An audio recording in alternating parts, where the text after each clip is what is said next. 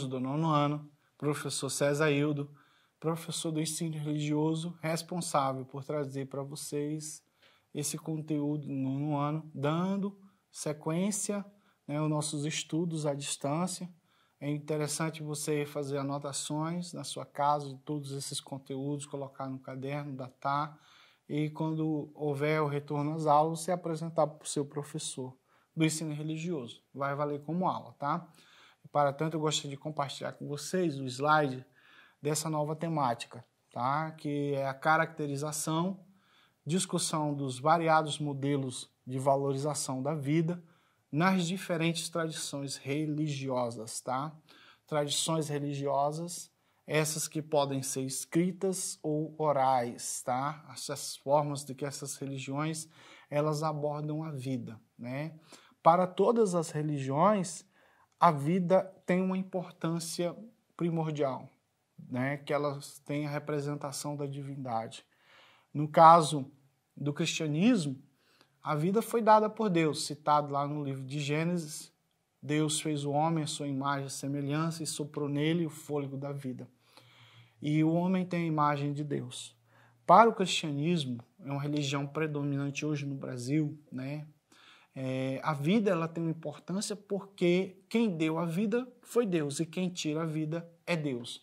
Nenhum ser tem essa capacidade de tirar a vida do outro, né? Porque interfere justamente na vontade divina. O homem vive até o dia que Deus quer, segundo as tradições religiosas. Então, portanto, a vida é assistida desde o momento que ela é gerada, lá no útero da mãe, ela é acompanhada. E as leis que hoje imperam no Brasil, elas protegem a vida com vista justamente nessas tradições religiosas, né?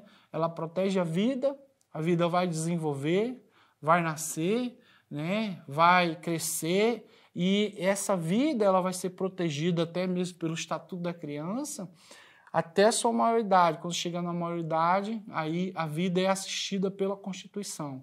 E aí essa vida é acompanhada, né, até o momento final que os órgãos vão parar, né, os rins vão parar, o coração para, e essa vida ela é tão protegida que na nossa lei não permite a eutanásia, ou seja, a morte assistida, né? Então, ela não permite, por conta de que essas leis que foram feitas no Brasil são leis que têm base justamente religiosa. A vida é algo tão importante que ela é protegida a qualquer custo, né? Mesmo aquela pessoa que faz o mal para o outro, que comete latrocínio, ela é encaminhada para dentro de um sistema de reclusão social, mas a vida dela é preservada por conta dos direitos humanos. Ela tem direito à água, ela tem direito à alimentação adequada, ela tem direito à visita pessoal e íntima da família. Essa vida é importante. Não é porque ela cometeu algo que ela deve ser destratada com desumanidade. Então a vida é assistida até mesmo naquele sistema mais hostil que existe na sociedade, que é um presídio, né? Então nós estamos diante dessa situação e aí a gente pensa assim, a vida é menos importante de um e mais importante do outro. Não, tudo é vida, tudo é importante. Não importa o que ele fez na sociedade, ele é vida. Tá? Então vamos continuar aqui com os slides e ele vai colocar aí religião e valorização da vida. Essa tabela ela vai colocar, né, a relação que as religiões têm, né, desde da diversidade religiosa, a humanização até a cidadania, que é um padrão que existe hoje, né, que está aí na sociedade, que as pessoas respeitam direitos, né, e também tem regras sociais. Então, toda religião oferece para os fiéis que aderem a ela uma proposta mística, né, mística de valorização da vida e afirmação do seu sentido. Lembrando que essa palavra mística não tem nada a ver com mito. Místico quer dizer que é algo que é transcendente, algo que está fora do natural, né? Aquilo que é sobrenatural. Então, toda religião, ela oferece às pessoas um modelo exemplar de uma divindade que é correto, né? Que é certo, que não há sobra, que não há nenhuma desvirtude na imagem. No caso do cristianismo, o padrão, modelo para ser seguido é o padrão de Jesus Cristo. Jesus Cristo é um homem correto, é um homem certo, um homem verdadeiro, é um homem humano, né? É um homem que cuida dos problemas da sociedade que ele viveu, com humanidade, com sensibilidade, com harmonia, né, com decência. Ele era sempre prudente no que fazia, no que falava. Era um modelo de tudo, um modelo ideal. Então, sempre as religiões ela vai focar no líder espiritual, que é um modelo exemplar, um modelo correto, um modelo ético. Tá? Então, dentro dessa proposta de pluralidade no contexto escolar, nós devemos trazer tudo isso para dentro da nossa vivência. Você que é aluno aí do 9º ano, você tem que entender essa contextualização. Eu vivo dentro dessa pluralidade escolar, sim, mas a vida é menos importante aqui? Não, ela é também importante. Ela é importante, a vida na sua totalidade, né? A vida, ela tem diversos anexos, como a família, né? A pessoa não é só vida em si, ela também tem uma vida social, ela também tem uma vida fora desse contexto. Existe uma vida hoje que é a vida virtual, né? As pessoas colocam e dizem, o cara tem vida midiática e outras coisas aí que estão ligadas à vida, né?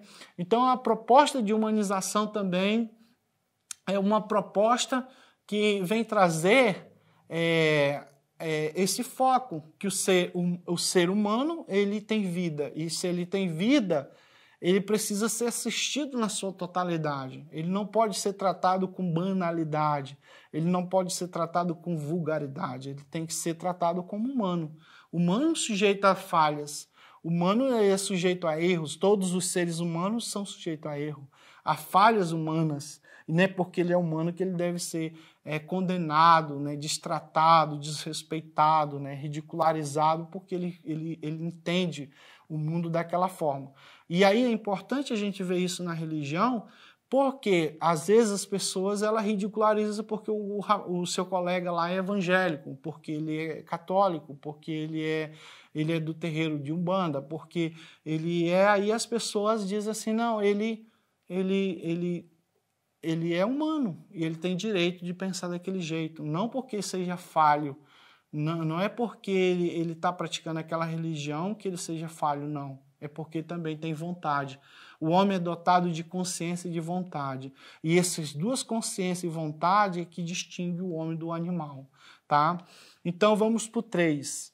Proposta de educação para a cidadania. Então, essa proposta de humanização e de vida, ela é um padrão que existe hoje graças às leis, né? Principalmente a Lei de Diretrizes e Bases da Educação, né, que foi reformulada aí. Ela focaliza o ser humano como um bem, né, que deve ser educado, tratado, né, direcionado para uma vivência social harmoniosa, respeitando a diversidade cultural, a pluralidade de religião, a pluralidade de credo. Então, nessa convivência, a educação ela é primordial, porque sem educação você não consegue viver em harmonia. Você se torna um ser bárbaro, uma pessoa cheia de preconceitos, né, de achismo, e isso é ruim para a sociedade, porque o achismo e o preconceito é um pensamento isolado seu, particular, que não tem fundamento e que pode ser enganoso, né, ser um conhecimento sem fundamentação. Tá? Então, dentro dessa contextualização, a gente pode entender a valorização da vida. Vamos prosseguir para o próximo slide. A valorização da vida, exemplos, etapas e contexto, né? Temos aí 5 contextos, né? Exemplo de pluralidade cultural, religiosa, social, racial e política, né? Essas etapas de humanização, ela é importante porque na cultura nós vamos ter avaliação crítica. A cultura ela é muito crítica, ela é muito cheia de visão e cada um tem a sua percepção. E aí é muito fácil criticar a religião do outro, né? E aí se depara com o princípio da cidadania, que a cidadania dá direitos da pessoa ter credo, ter religião, praticar determinada religião, né? E aí a gente faz esse comparativo. A humanização, ela é crítica? Sim, ela é crítica. Ela vai procurar sempre o melhor. Se você não for o melhor pastor, o melhor padre, o melhor líder religioso, alguém vai te criticar. Mas aí vem o seu direito de ser religioso, de estar dentro daquela religião. Não é muito diferente quando a gente muitas vezes vê um cara que era um traficante.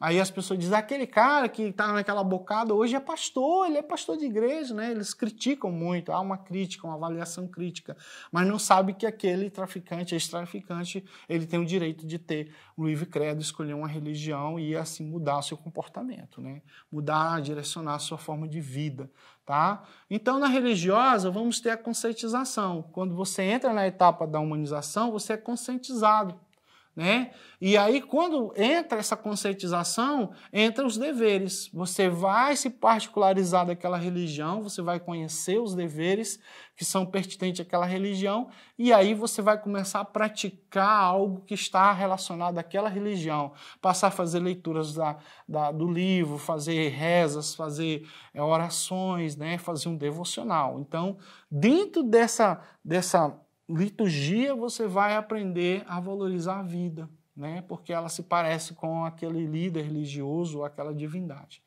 Então, dentro desse contexto social, vamos ter a incorporação, né? E dentro dessas etapas da incorporação, né, o princípio dessa incorporação é a família. A família é a base para essa sociedade.